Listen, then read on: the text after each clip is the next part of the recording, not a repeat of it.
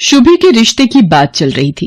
लड़के वालों का फोन आया। शुभी के पापा योगेश प्रसाद ने फोन उठाया। जी नमस्ते भाई साहब। जी 5 बजे रेस्टोरेंट पहुंचने का टाइम है। हम भी टाइम पर पहुंच जाएंगे। क्या हुआ जी? समधी साहब क्या कह रहे थे? यही कि हम टाइम पर पहुंच जाएं। तुम शुभी को कह दो, जल्दी तैयार हो जाएगी। हमें उनके आने से पहले ही रेस्टोरेंट पहुंचना है। शुभी और उसके पापा मम्मी और उसका छोटा भाई रेस्टोरेंट पहुंचते हैं। उधर योगेश प्रसाद भी अपनी पत्नी शर्मिला, बेटे रजत और कुछ रिश्तेदारों के साथ रेस्टोरेंट पहुंचते हैं। सुनो जी, भूख इतने जोरों की लग रही है। घर पर जल्दी जल्दी में 4 गोभी के पराठे, 2 कटोरी दही और सिर्फ 1 कटोरी छोले ही खाए थे। थोड़ी देर से आते तो 2 पराठे मेथी के भी खा ही लेती। चुप भी करो शर्मिला, है थोड़ा धीरे बोलो। जो मन हो मंगवा लेना। अभी रेस्टोरेंट के अंदर तो चलो। विन्नी अपनी मम्मी के साथ अंदर पहुंचो, मैं राजेश के साथ आ रहा हूँ। शर्मिला का स्वभाव भुक्कड़ था। उसे कहीं भी जाना हो भूख पहले लगाती थी और वो बेहिसाब खाने लगती थी। उसे अपने पेट पर कंट्रोल नहीं था। कहीं शादी ब्याह में जाना हो, किसी फंक्शन में जाना हो, वो सबसे पहले खाना ढूंढती थी और खाने की चीजों को सामने देखकर उसका खुद पर कंट्रोल कर पाना मुश्किल होता था। रेस्टोरेंट के अंदर सब लोग बैठ जाते हैं। साधना शर्मिला से खाने के लिए पूछती है, बहन जी आप सबको क्या क्या पसंद है वो बता देते तो हम ऑर्डर कर देते हैं सबके लिए। जो जिसको चाहिए वो पसंद का आ जाएगा। वैसे sambar, dosa, noodles, chilli potato, momos और मंचूरियन, फ्राइड राइस हमने अभी ऑर्डर कर दिए हैं। डिनर से पहले ये स्नैक्स में ठीक है ना बहन जी? अरे ये तो छोटी मोटी चीजें हैं बच्चों के मतलब की, ये तो मिनटों में हजम हो जाएंगी। आप एक काम कीजिए, 8 प्लेट छोले भटूरे, 6 प्लेट कचौड़ी आलू और 20 समोसे ठीक रहेंगे। ये सब मंगवा लीजिए। सुनो जी, इधर आना जरा। बंदे तो ये सिर्फ थोड़े ही आए हैं। 4 ये खुद घर के लोग हैं और 1 इनके ननद और नंदोई और उनके 2 बच्चे। पर ये इतना सारा खाना ऑर्डर क्यों कर रही हैं? शर्मिला जी शुभी की होने वाली सास है, कुछ बोल नहीं सकती। मैं ऑर्डर देकर आता हूँ। पंकज बेटा जरा मेरे साथ आओ। और फिर भुक्खड़ शर्मिला ने बिना कोई शर्म किए सब खाना मिनटों में चट कर दिया। फिर वैसे मीठे में अगर रबड़ी जलेबी और मिल जाए तो। जी बहन जी, मैं अभी ऑर्डर कर देता हूँ। पंकज बेटा काउंटर पर बोल दो कि यहाँ के लिए जो गुलाब जामुन ऑर्डर किए हैं उनके साथ रबड़ी जलेबी भी भिजवा दें। वैसे तो मैं इतना खाती नहीं हूँ, पर आज मेरे बेटे की शादी पक्की हो रही है तो इसी खुशी में थोड़ा बहुत मैंने सोचा खा लिया जाए। आप सब जोर दे रहे थे तो मुझे खाना पड़ा। अच्छा योगेश प्रसाद जी, अब हम चलते हैं।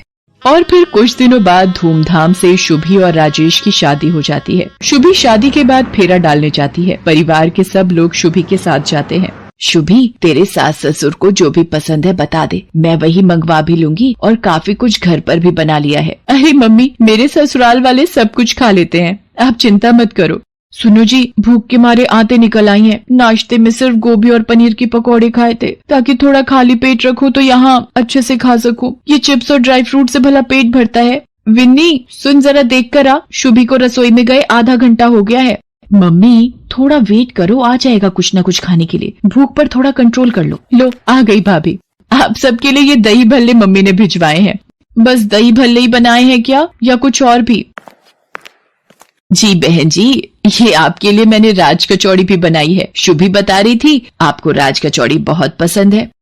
वो तो मैं वैसे ज्यादा कुछ खाती नहीं हूँ। कभी कभी राजेश ऑफिस से आते हुए बनवा लाता है तो 1-2 चम्मच जबरदस्ती दे देता है तो खा लेती हूँ। वरना मुझे खाने पीने का इतना शौक नहीं है। शर्मिला को इस तरह से कहते हुए देख विन्नी और राजेश उसकी शक्ल देखकर हैरान रह जाते हैं। मम्मी अच्छा झूठ बोल रही हो, सबसे पहले चटकारे लेकर तुम ही खाती हो। शुभी, वो जरा हरी चटनी और पकड़ाना, और ये इमली वाली सौंठ तो बहुत ही स्वादिष्ट है। जी वो मम्मी घर पर ही बनाती हैं ये गुड़ और इमली की चटनी। साधना एक काम करो, शर्मिला बहन जी को थोड़ी कचौड़ी और चटनी साथ में बांध कर दे दो। अरे योगेश प्रसाद जी, साथ में क्या करना है, खा तो लिया इतना कुछ सबने है और अब सबका पेट भी भर चुका है।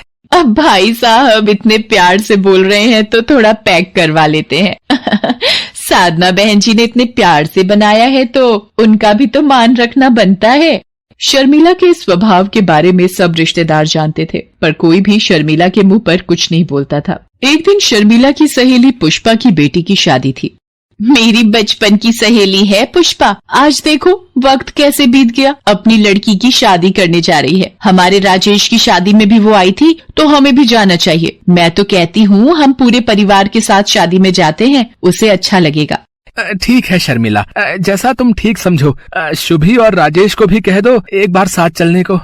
सब लोग शर्मिला की सहेली पुष्पा की लड़की की शादी में पहुंचते हैं। बधाई हो पुष्पा, बेटी की शादी की बहुत बहुत खुशी हुई। शर्मिला, तुम सब परिवार आई हो, मुझे भी बहुत खुशी है। सब लोग डिनर करके जाना, तुम परिवार के साथ एंजॉय करो, तब तक मैं मेहमानों को देख लेती हूँ, ठीक है?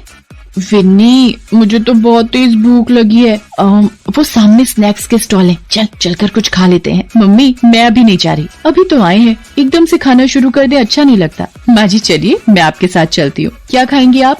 स्टॉल पर भीड़ है, आप यहीं रुको, मैं आपके लिए कुछ लेकर आती हूँ। शुभी शर्मिला के लिए डोसा स्टॉल से डोसा बनवा कर शर्मिला को दे देती है। शर्मिला शुभी से कहती है, शुभी वो सामने वाले स्टॉल से आलू चाट भी ले लेते हैं। माँ जी, आप ये प्लेट पकड़िए, मैं लेकर आती हूँ। सरला, मैंने भी पता नहीं कैसी भुक्कड़ को शादी में बुला लिया। ये शर्मिला तो शुरू से ही भुक्कड़ है, जितने का शगुन का लिफाफा नहीं देगी, उससे ज्यादा का तो ये अकेले ही खा लेगी। तुझे तो पता था कि ये शर्मिला अपनी भुक्कड़ आदत की वजह से जानी जाती है, फिर तूने क्यों बुलाया इसे शादी में? छी छी, ये पुष्पा आंटी माँ जी के लिए कितना गलत बोल रही है, और ये माँ जी के पास जाकर क्या बोल रही है। अरे पुष्पा, आओ ना, एक ने वाला डोसे का तू भी खा ले। शादी की भागदौड़ में तूने कुछ खाया नहीं होगा। शर्मिला, नहीं, अभी मुझे बहुत काम है। वैसे थोड़ा कंट्रोल करके खाना, ये तुम्हारा घर नहीं है, ये 5 स्टार होटल है। यहाँ पर हर प्लेट की गिनती होती है। 1600 रुपए की एक प्लेट है, ये तुम्हारी चौथी प्लेट है। तुम थोड़ा तो सोचा करो, किसी के यहाँ शादी में आकर इस तरह से व्यवहार करते हैं। इतने का तो तुमने मुझे शगुन नहीं डाला जितना तुम खा चुकी हो अब तक। मेरी बात का बुरा मत मानना, तुम मेरी बचपन की दोस्त हो, इसीलिए हक से कह रही हूँ। अब थोड़ा ध्यान से खाना, इसीलिए एक प्लेट में ले लेना जो लेना है। बार बार प्लेटें झूठी मत करना, पता चले अब प्लेटें कम पड़ जाएं और लड़के वालों को तुम्हारी वजह से भूखा जाना पड़े। चलो तुम खा लो, मैं चलती हूँ, और भी मेहमान आ रहे हैं। शर्मिला की आंखों में पहली बार आंसू छलक आए थे। उसे किसी ने मानो दिल पर चोट दे मारी हो। जो शर्मिला खाने को देखकर टूट पड़ती थी, आज उसके हलक से निवाला नहीं निकला जा रहा था। ये देखकर शुभी का मन खराब हो जाता है और वो गुस्से में आ जाती है और पुष्पा के पास जाती है। आंटी जी, एक सेकेंड, क्या आप मेरे साथ थोड़ा साइड में चलेंगी? मुझे कुछ बहुत जरूरी काम है। हाँ जी, बोलो, क्या काम है? आपकी हिम्मत कैसे हुई माँ जी का अपमान करने की? अगर आपकी बेटी की शादी का लिहाज ना होता तो शायद आप नहीं जानती कि मैं क्या कर देती। और हाँ, इस 5 स्टार होटल में खाना खाने का जितना भी बिल बना है, आपके बैंक अकाउंट में अगले 1 घंटे तक मैंने नहीं पहुंचा दिया तो मेरा नाम भी शुभी नहीं। चलिए माँ जी, अब हम यहाँ एक पल भी नहीं रुकेंगे। जहाँ मेरी माँ समान सासू माँ का अपमान हो, वहाँ मैं एक पल भी खड़ी ना रहूं। सब लोग घर आ जाते हैं और घर आकर शादी से जल्दी लौटने की वजह जब सबको पता चलती है तो सब शुभी पर बहुत गर्व करते हैं। शुभी शर्मिला के गले लग जाती है। तभी शर्मिला कहती है, कोई सुनेगा? मुझे बहुत तेज भूख लगी है। शुभी, जरा अपनी मम्मी को फोन लगाकर बोल, हम कल खाने पर आ रहे हैं, वही राज कचौड़ी और गुड़ इमली की चटनी का स्वाद चखने। और शर्मिला की ये बात सुनकर सब खुशी से हंस देते हैं।